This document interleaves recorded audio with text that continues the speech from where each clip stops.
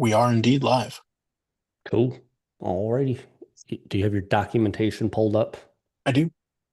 Cool. All right. Well, then, uh, you have cloud recording, right? I mean, it We're gonna doesn't really find out. matter to me. I guess it's just mostly so you can edit it and get it posted. Let's start recording. Okie dokie. Uh, Hello and welcome to the Warrior House podcast, where Warrior Pride lives. I'm your host, Ryan Reingart, joined by my co-host, Mike Sangster. Thank you for joining us in episode 111 of the Warrior House podcast. If you threw a dash in there, Sangster, it's my birthday. 11-1, Oh, episode 111. Really fun stuff. episode 111, not to be confused with episode 101. The only way is one. I was There are listening lots to a of lot of ones. Creed today. It's way too on brand. So we Listen got to a big Creed week get coming up, get. Sangster. Oh yeah, getting ready for big weekend in Marquette. Yeah, we got a big one coming up. Probably our favorite time away for Wayne State athletics to go somewhere else, have a little bit of fun. Upper Peninsula trip, always a lot of fun. We'll be talking about that a little bit in the second half here. But with that, we do have to talk about what happened over the last week. So we're going to start out with football. Uh, Wayne State headed on over to Arlington Heights, Illinois, a little on the northwest side of Chicago. And holy moly, I can't believe I'm saying this, Sangster. Roosevelt won 48-14. And is there really any reason to talk about this? Because we got throttled and it feels pretty bad. Well, the short answer to your question is yes, because we are the only alternative to the state-run media of Wayne State athletics. Um, yeah, Wayne State didn't just lose; they got their lunch money stolen from them, and it sucks. You hit the nose right in the head there. It's awful right now. Offense, I get it. We're on like QB5 or something. Never mind that QB1, just poof. Joseph Stalin, Kremlin, the whole deal. He's gone. Uh, but guess what? Roosevelt doesn't care that you're on QB5. And guess what? They started a freshman quarterback too. And their freshman quarterback played a heck of a lot better than ours did. Again, scoring 48 points. Roosevelt didn't get all of that. They were unfortunately assisted by Wayne State here on a couple of pick sixes. But for the record, Roosevelt gave up 56 points to Michigan Tech. They gave up 75 to Davenport uh, and 45 to Northern Michigan. We scored 14 on them. And also, just to pour some salt in the wound here, every team that Roosevelt has faced this year, except for Wayne State, put up at least 21 points. Yep. Big one here also picks two pick sixes. Those were killing the game. Uh, bright spot here, Xavier Tyus. He stuff did get going on the ground for him. I think especially later in the game, a little bit more towards garbage time, had over 100 yards in this game. So things really worked out well for him.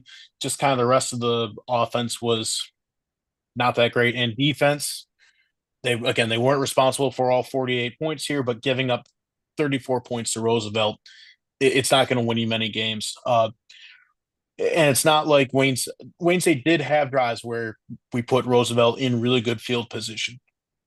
But the drives that Roosevelt scored on, their first three touchdowns were all 80-plus yard drives. So they marched right down the field and got them. They weren't on those, short fields. So 34 offensive points. That score ties Roosevelt's most that they've scored all season. 48 is their most total score. So is what it is. Roosevelt was a better team last weekend. Yeah, we've chatted a little bit with some folks over the socials. No names to be thrown out there, but like the collective It's is, it just feels like uninspired football.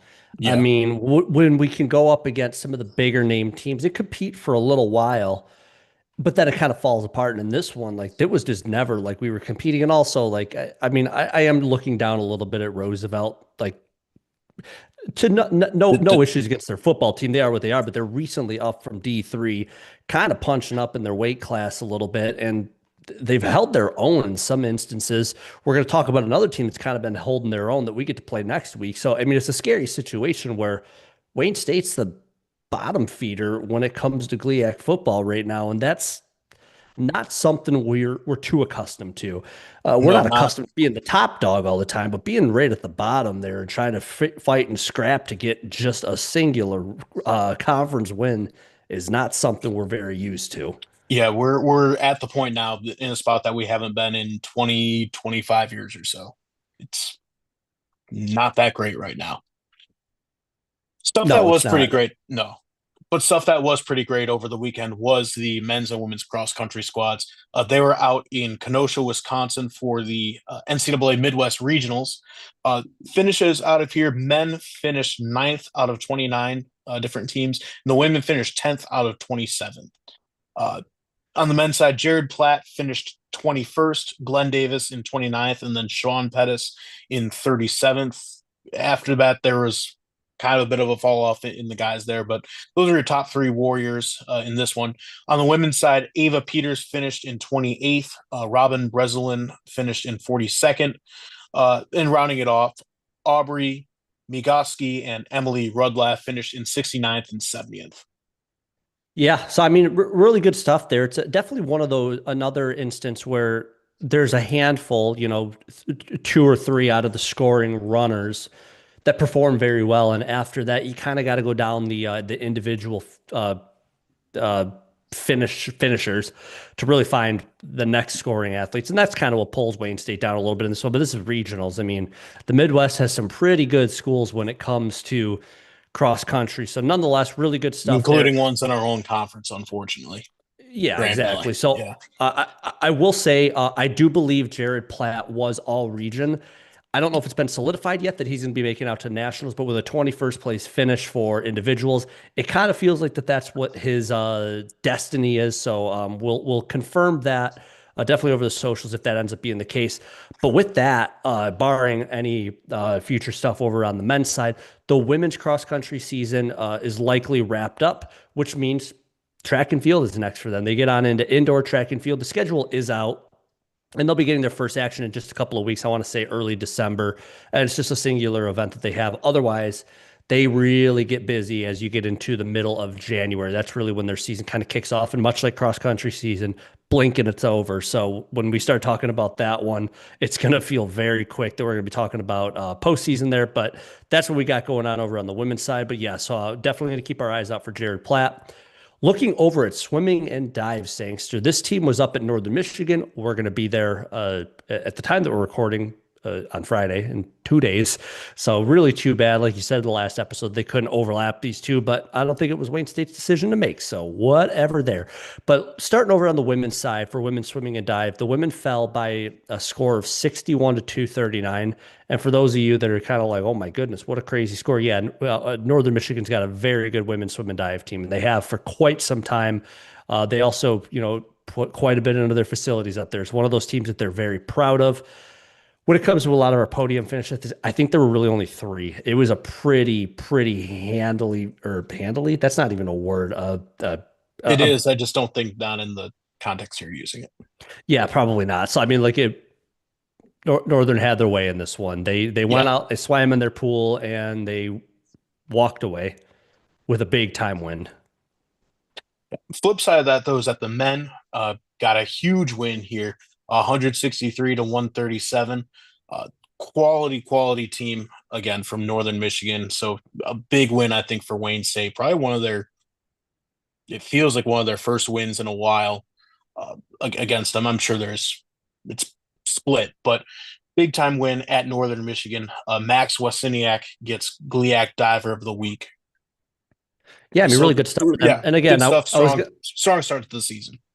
yeah, we talked a little about the rankings last week because I do believe that on the Wayne State website, both Northern Michigan women's and men's swim and dive teams are both listed in the top 10 for the country.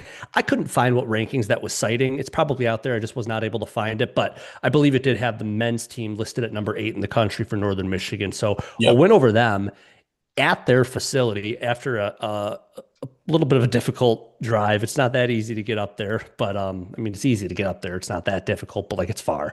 So a really good win for the Wayne State men's swimming and dive team. We got our shots coming up against Northern Michigan again. So I mean, we have a really good chance for this team to kind of solidify themselves as definitely a top 3, maybe a top 2 team in the GLIAC is kind of what it feels like this could shake out to be. So really good stuff there.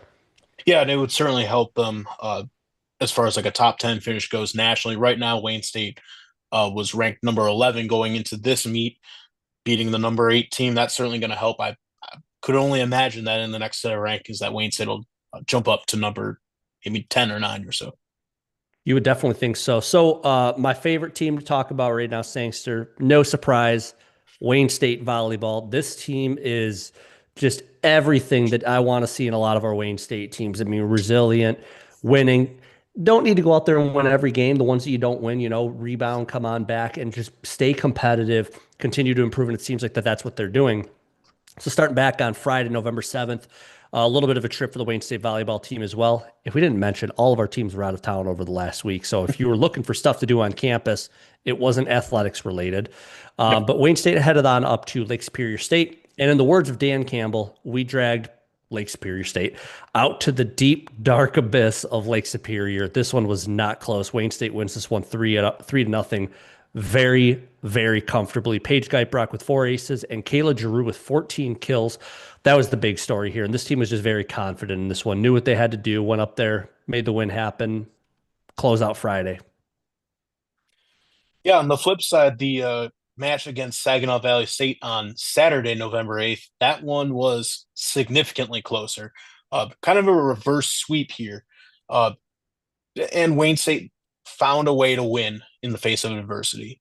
Wayne State ends up winning 3-2 after Saginaw Valley wins the first 2 sets. So that's pretty impressive for them to do after Saginaw Valley. Hey, they need to win games too. And they had Wayne State, I think, pretty much on the ropes to start off the set here. Let me get the score pulled up. I thought I did. Yeah, they were 2 pretty close sets to begin with. Wayne State falling 20-25 and 22-25, so not major beatdowns. But after that, Wayne State kind of realized it's time to deal with these guys. Winning the next 3 sets, 25-16, 25-17, and 15-3. I think by the end of that game, Saginaw Valley said, "We're kind of done here. We gave our best effort in the first 2 sets." It didn't happen for them in the last 3, much to Wayne State's benefit here. Big stats coming out of this one. Kayla Giroux was huge here, as was Leah Baldwin, having only 9 kills and only 1 error. Really good stuff from those players. Yeah, and Also, for Saginaw look, Valley in yeah, this one, really quick, kind of before you get to that point there, Sangster, by the time this match rolled around for Saginaw Valley, their season of, story has basically been yeah, wrapped up. They're not making it into the GLIAC tournament. So this was really, they knew at this point that they were going out there for pride. So they had quite a bit to play for. I don't really know if it comes down to depth or just more experience or just Wayne State maybe is a better team. But you're exactly right. Those final 3 sets for this one, Wayne State just kind of sort of had their way, especially in set 5. I mean, I remember I was watching that one. We just ran away with it as quick as we could get to 15. We got there. yeah. Just overall big stuff from them in this game. And for her efforts, we talked about Kayla Giroux earlier. She got her 4th GLIAC Offensive Player of the Week honor. On Saturday, she did have 25 kills. It's her career high, 3 errors and 42 swings. And just for the record, with 2 matches left to play in this season, Kayla leads the GLIAC in hitting percentage, kills, and kills per set, and is 3rd in total blocks, tied for 2nd in assisted stops, tied for 7th in solo stuffs, and nationally, she's 15th in hitting percentage, 23rd in points per set, 28th in kills, and 30th in kills per set. She's definitely no doubt one of the best players, not in the conference, but on the national stage, I believe. Yeah, definitely going to get nationally recognized to some extent, and she absolutely should. And in addition to her in this match, Leah Baldwin, 9 kills, only 1 error. I mean, that's pretty impressive when you're attacking Oh, as yeah. much as she is. in that match, and to only have one error there, that's pretty fantastic. And I know that she also had a pretty good attack percentage there. So, yeah, I mean, we keep talking about the Kaylas on this team, Kayla Drew, Kayla Dahlger. We didn't even mention Kayla Dahlger's stats, but I know they were good. I don't even have to look at it. Like, you go 5 sets, she's probably had close to 46, 48 digs, or I'm sorry, assists in this one. And that's just really, really kind of explains as the set goes on, or I'm sorry, as the match goes on, just how impactful these two players are. And we relied on them heavily for this one. So two really good Oh wins yeah. here for Wayne State Volleyball. No surprise, we're going to be talking about them here in the upcoming, in the second half of this episode. We keep saying it. It's another big weekend for them, and we'll explain exactly why it is a big weekend for them. But good stuff from Wayne State Volleyball. And let's close it out, Sangster, with some Wayne State women's basketball. They had a big time trip on down to Texas. They were just on the outskirts of the Dallas-Fort Worth area, hosted by Texas Women's University. And that's exactly who Wayne State women's basketball, that's who they started their season out against. And man, was it good to have basketball back. It was a lot of fun watching this one. It seemed like a really cool event. A lot of big name teams here. I think I remember seeing a stat that 6 of the 7 of the 8 teams made it to the D2 NCAA tournament last season. So it was a pretty big time event here that Wayne State got to be a part of. But this was a frustrating game here. Kind of just talking at a really high level here. Wayne State was really in this game for a while. For most of the game, it felt like, they were within a couple of points, either a couple of points ahead or a couple of points behind. Really felt like they had every chance to win this game. And they end up dropping this one by a final score of 56-61. So Texas Women gets the win here. Before we kind of break the game down, though, the McKenna Ferguson show maybe has full on arrived. She got 23 points in this game, 4 for 4 from 3-point land. That is music to my ears because, that 3-point game is very, very important. And I don't remember it being like this really, really great stat over the last couple of years. I could be wrong, but seeing somebody shoot 4 for 4 is a fantastic thing to see. Stats for the rest of the team here, though: 9 for 16 from the free throw line. We talked about it last year. We're going to talk about it from this year. 20 turnovers. Like, that is just really, really tough. And I know that Texas Women's University, number 3 in the country or number 6 in the country, I didn't exactly know exactly how the rankings worked out on that one. Very good team. Defensively, a very good team. That's kind of their bread and butter. And then 24 personal fouls kind of led to some foul trouble down the stretch here. So, a couple of things that Wayne State can definitely do better here. And I'm going to talk about probably the most painful part of this game here in a minute. But as far as on the Texas women's side, they were not shooting the 3 exceptionally well, but they did make a clutch 3 in the final minutes. That one kind of stung a little bit because for a team that was shooting, I think like 2 for 13 or 2 for 14, made a very big 3 down the stretch right when they needed it. Yeah, it was a tough game against, again, a really good opponent. And the next opponent they faced also was tough as well. The thing that just sticks out to me is that 9 of 16 mark from the free throw line. Yeah, it was over 50%. You really want to get closer to, I think, maybe a 75, 80. I get it. You're on the road. Unfamiliar surroundings for sure. But, leaving points on the court against a top 5 team, top 10 team, unfortunately just can't happen. And again, also turnovers will always go back to the turnovers, like you said. So, yeah, you kind of mentioned. Go ahead. Well, it never felt like Wayne State was out of this game. That they were always close to Texas Women's, and they certainly had their shot in the game. Just Texas Women's was a better team that day. Yeah, and a 61-56 score on the surface makes you think, a couple free throws doesn't really make a difference. And you would be right. In the final score, a couple free throws don't make a difference. Where it does make a difference, though, is the game plan coming down the stretch. And that was the biggest thing for me is within the last minute and a half, I want to say somewhere in there, there was a, Wayne State, I think we called a timeout. There was an out of bounds play or something. We had an inbound pass coming up, and this was our either our opportunity to get within 2 points or tie the game. I don't remember specifically, but it was a really rough inbound call. And for the life of me, I might be wrong on this. Every basketball coach might disagree with me. Throwing over the top of the defense to try to land it in the basket of your teammates' arms is so frustrating for me to see that. And like I've seen it so many times where that's where turnovers happen. And that was the inbound play that we had here.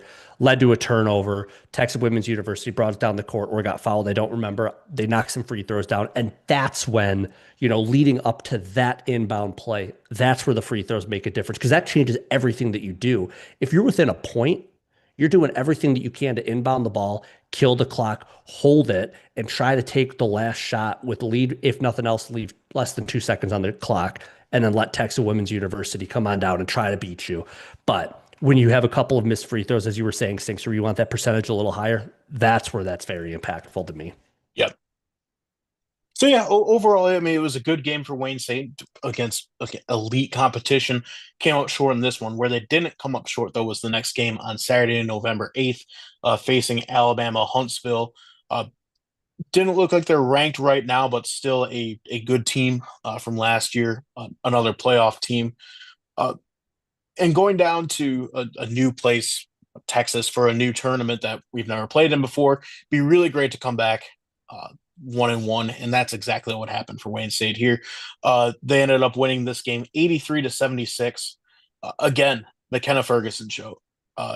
Ended up having 19 points and 4 steals in the game. She got all tournament honors. Taylor Thompson as well showed up big here, I believe, leading scorer. She had 21 points. And overall for Wayne State, a lot better in this game than they were against Texas Women's. 53% from three-point land, little better at the charity stripe, 64%, only 9 turnovers, and 12 assists. Not a good or a bad stat, but it just shows the ability to create your own shot. Doing pretty well there as well. But cutting your turnovers in half is going to help you win a lot of games, I think. Yeah, exactly. And on that assist point, I mean, seeing that our two leading scorers, McKenna Ferguson and Taylor Thompson, that tells me that the two of them were creating their own shot. They were getting open, or this team was doing really well in transition. I didn't actually get a chance to watch this game. I did watch that game against Texas Women's University, so I got to analyze that one a bit more. But in this case, just kind of looking at the stats, regardless of how it all works out, that's very exciting to see that we were able to put up 83 points here. And it wasn't all assists. It wasn't passing it around the arc, trying to find the open shot, trying to find the open driver. It was like this team found their own shot or were able to get back in transition and capitalize on turnovers or what have you. So just a really, really good game here. And I mean, to be able to come back 1-1, and we held our own against Texas Women's University, which I did hear that they lost their 3 top scorers from last season, is just fantastic to see. So really, really, really exciting stuff from this Wayne State women's basketball team. Love to see what's going on there. Cannot wait to talk about them again. And we're not going to have to wait very long. We're going to talk about them here in the second half. Exactly. Before we hit up that second half, we do have 2 other events, both in fencing. Men's and women's fencing competed at Ohio State at the OSU Elite Invitational over the weekend. In this one, the men's team posted a 1-7 record during the event. They got a win over Cleveland State. Unfortunately, they lost to Ohio State, my bad. The Air Force Academy, University of North Carolina, Penn, Princeton, Harvard, and Penn State. So elite competition that you're going against here, but unfortunately, a lot of it does not go Wayne State's way. Your best competitors on the men's side were, no shock here, Mahmoud El Sayed in the Epi had an 8-1 record. On Sunday, he completes the weekend 19-5. Ayad Maroof went 9-3 on the second day.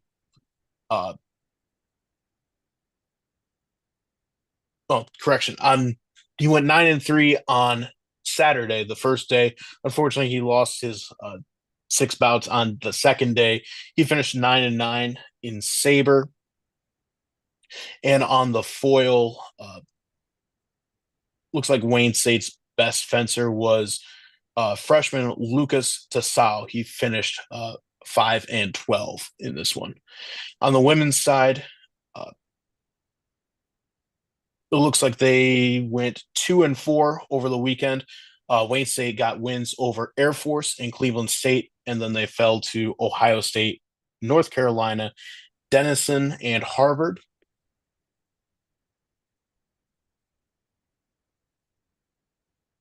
Ludovica Mancini in the foil went 13-4. Uh, Acuero Gonzalez also went 13-4. In Epi, Reka Galfalvi and Salma Abdrabo uh, competed. They both got 3-2. Correction, they were both 13-4 across the weekend. And last but not least, in Sabre, it wasn't exactly the strongest for Wayne State. There were four students competing: Reagan Byers, Sharia Bangalore, Marine Siddiqui, and Michaela Rivers. Unfortunately, they didn't do too great. Only a few wins in this one. So, strong competition that both these teams faced. Unfortunately, we weren't able to preview it in the last episode, but a little bit of a recap there. Yeah, good catch on that one. Because yeah, I mean, we missed that one. Sometimes we do miss events. Sometimes events kind of pop up on us, and we kind of just look over it there. But definitely good to call out some Wayne State fencing that we have. Doesn't look like we're going to be talking about them for a little bit here. So I promise, Nope, though, not until January. next time they come up, we will not miss it. We will talk about it. We are definitely due for a little bit of a deep dive on fencing. Of course, football's kind of taking the center stage. Basketball's kind of working itself in, and volleyball. I mean, when they're performing at the level that they are, they do get a lot of our attention. So I promise, though, fencing will get much more attention as we get closer to their season truly kicking off there. But with that, Sangster, that is all we had over the last week. So we're going to take a quick break, and we got a handful of sports to talk about just as we're kind of starting to slow down as we get towards the end of the year here. So we'll take a quick break, and we'll be back to talk about it.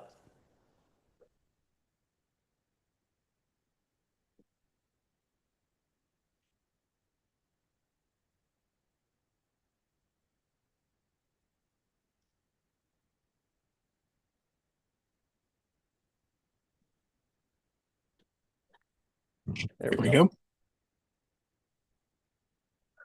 Ball, good. Basketball, good. What did Ashley do last year? Oh yeah, I was gonna look that up, and my computer at work was screwing up. So, Oof.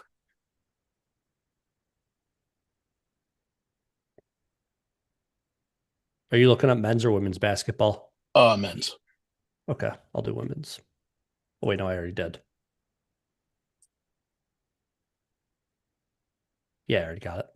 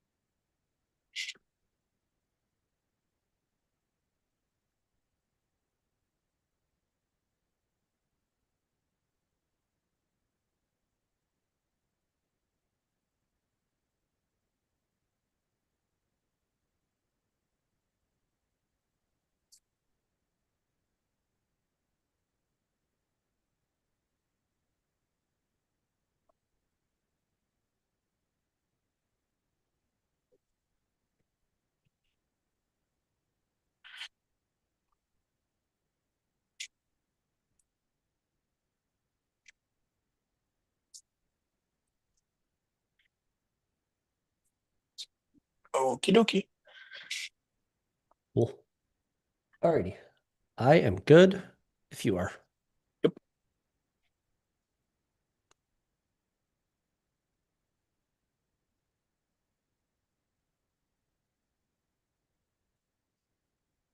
And we're back. It's the last time, Sangster, of this season that we are going to say that we are looking ahead to an upcoming Wayne State football game. This is it. This is the last one.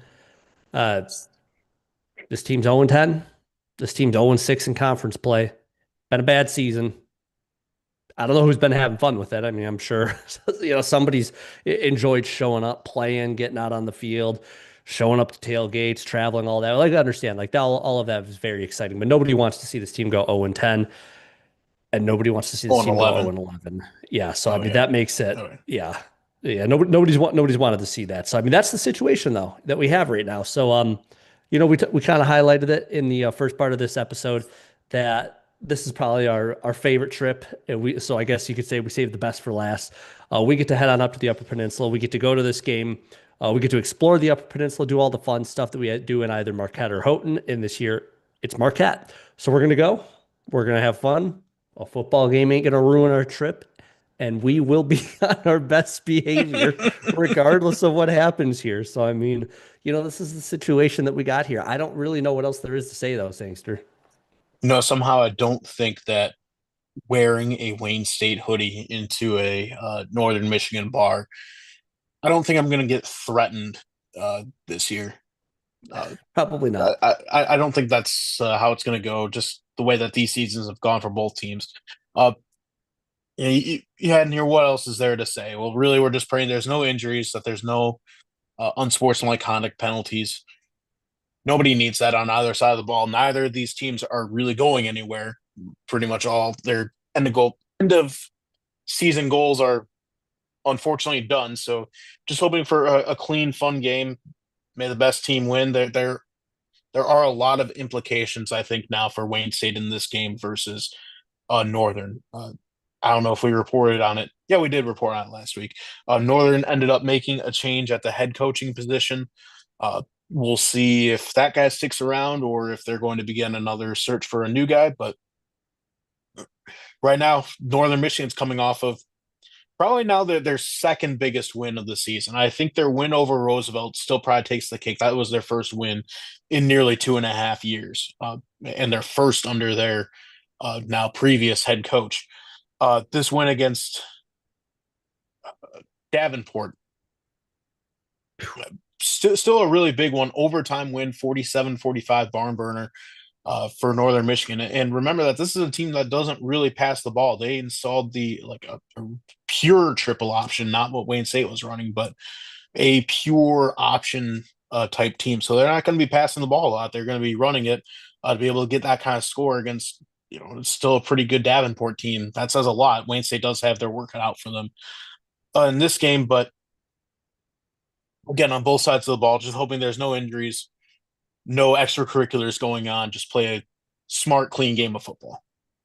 Yeah, and you're exactly right. I mean, on the northern side of things, they have an interim coach right now. So I mean, Yep. the assumption is that this is a coach that's playing to be the head coach, the permanent head coach of this team going forward. Of course, Yep. we have no idea what any of this means for the Wayne State coaching staff. I know that they're all kind of looking on at what's happened this season, saying this isn't what we wanted. We don't really know what kind of comes of this game. We don't know if any decisions are made. We're not that much on the in as far as any of that, even though, some people might think we are not. We are not the decision makers, and nobody really tells us much of what's going on. So, but all we can do is report on what happens on the field and what gets posted by athletics. So who knows what the implications of this game are for Wayne State? I mean, we will certainly find out one way or the other. But yeah, I'm with Yeah, you. I that's mean, true. let's just go out there, play a clean game. Maybe some of these players are playing for future considerations to be starters here. Who knows? Who knows what any of that is? But like I said, regardless of any of that, this is always a fun trip for us. We always enjoy doing this one. Of course, this is the way to close out the season. That's perfectly fine. I will say I'm happy that Northern Michigan has an indoor stadium, even though it's looking like a 50-degree weekend up in Marquette. So I will applaud that and ask for no much more than that. Exactly. I can't imagine going to Houghton right now. It's No. probably a little worse, and it's outside. Yeah. But the sport that's played inside is basketball. We're going to start on the men's basketball team. Their first game of the season was an exhibition that they won against Talladega College. The real season gets underway this Friday, November 14th, against the University of Michigan Wolverines from Dearborn, starting at 4 p.m. Not really much to say here besides just win the game. It counts for Wayne State here.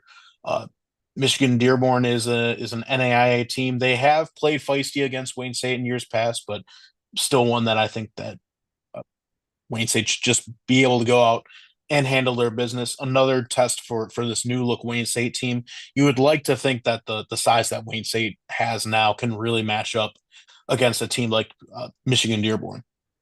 Yeah, you like to think so. And I didn't really look at too much of what kind of roster turnover that Michigan Dearborn had. I do know that last year they were 8-21 or something like that. So I don't Right. believe we actually played them last season, or we did. I can't remember, to be honest with you. But Maybe a little later is when we were yeah, playing them before.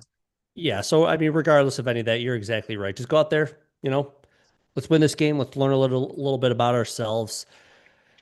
Get this team a little bit more time together, since it's a couple of new names that are kind of coming together and playing at the same time here. Good stuff there. And then Sunday, woof, November 16th, Wayne State gets to stay home. So there's some good news there. But we get to take on Ashland. And I will say this is probably the first big time test for this new look, this new Wayne State team. Ashland did go 15-13 last season, 11-9 in the GMAC. So, a little bit of a middle of the road team, if you will.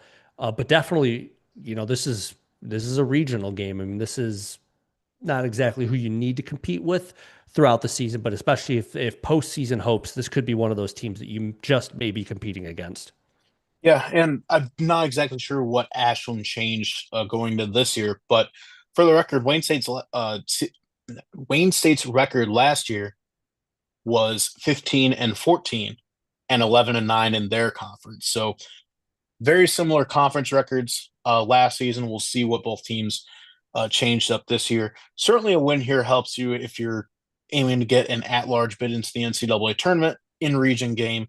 Uh, GMAC right down the road, Ashland, former GLIAC competitor. So we'll see what comes of this one. Hoping for a big Wayne State win here.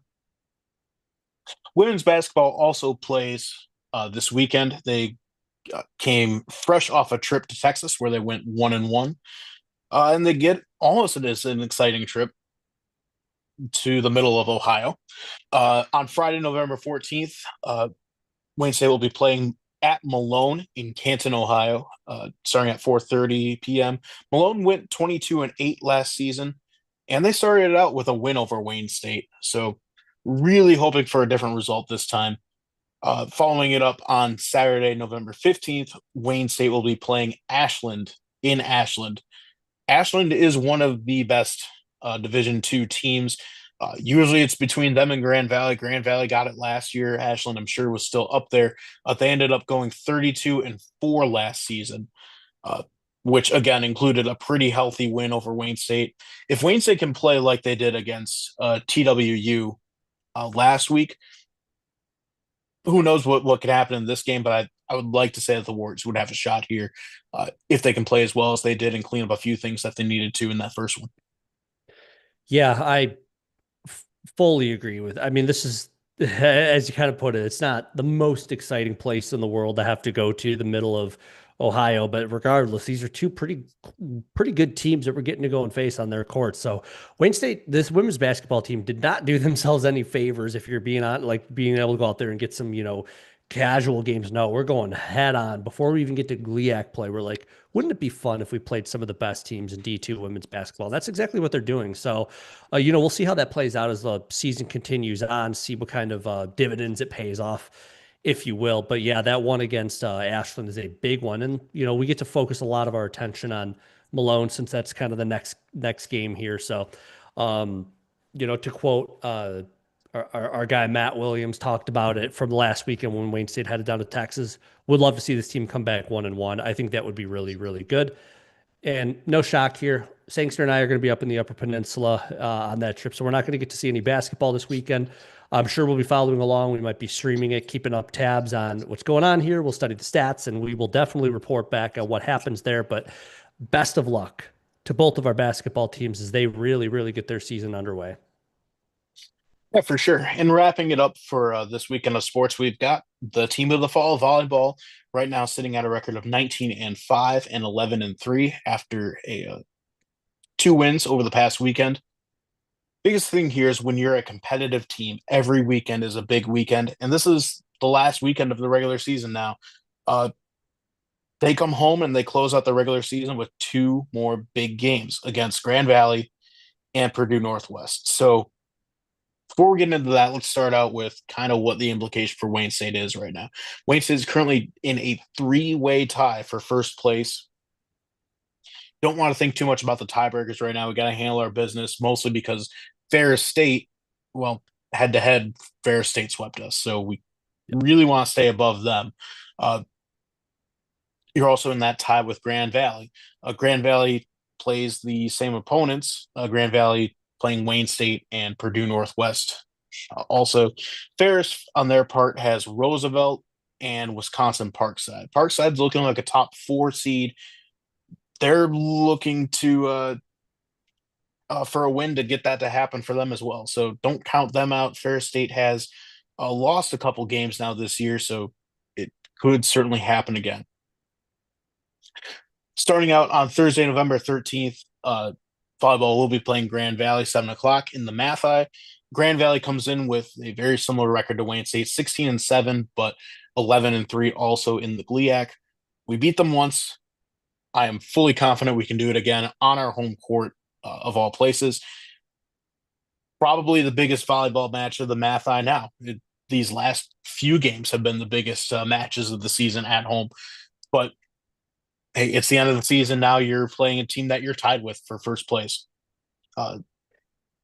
So yeah, not much else here, but just definitely it's a must-win game for Wayne State if they want to have a shot at that number one overall title, I think. Yeah, and kind of talking a little bit more about that tiebreaker really quick here. I do believe that Grand Valley has beaten Ferris State both times. So Grand Valley is 2-0 over Ferris. Ferris is 2-0 over us.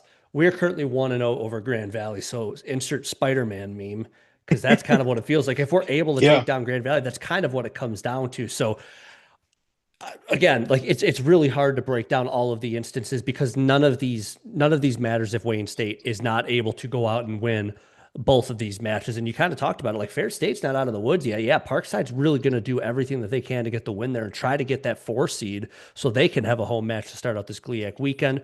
Who knows what'll happen there? So, um, in Grand Valley, I don't know if you mentioned it in that thing. So they get Purdue Northwest, and that's a team that's really kind of vying for solidifying themselves as the 6 seed. It looks like maybe up to Okay. the 5th seed if that's able to happen there. So, Yep. couple of tough matches here for both Wayne State and Grand Valley, and then of course, as I just mentioned, rolling into Friday, Wayne State does get to take on Purdue Northwest. Again, a team that's outside of the top four. They're trying to get into that number 5 seed there.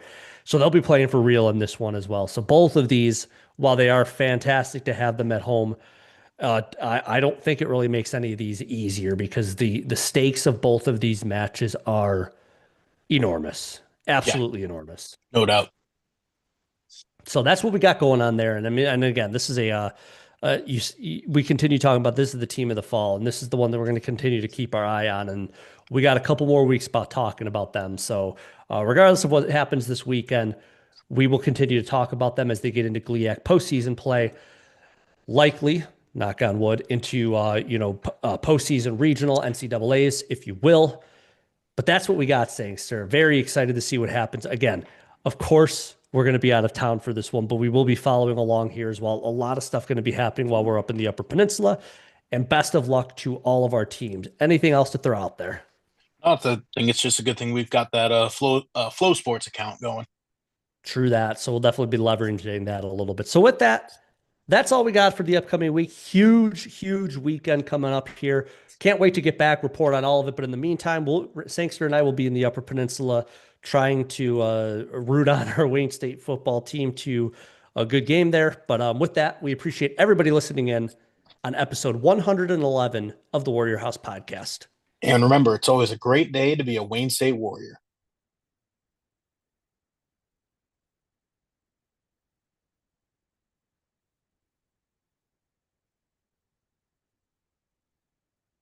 Oh, yeah. And goodbye, YouTube.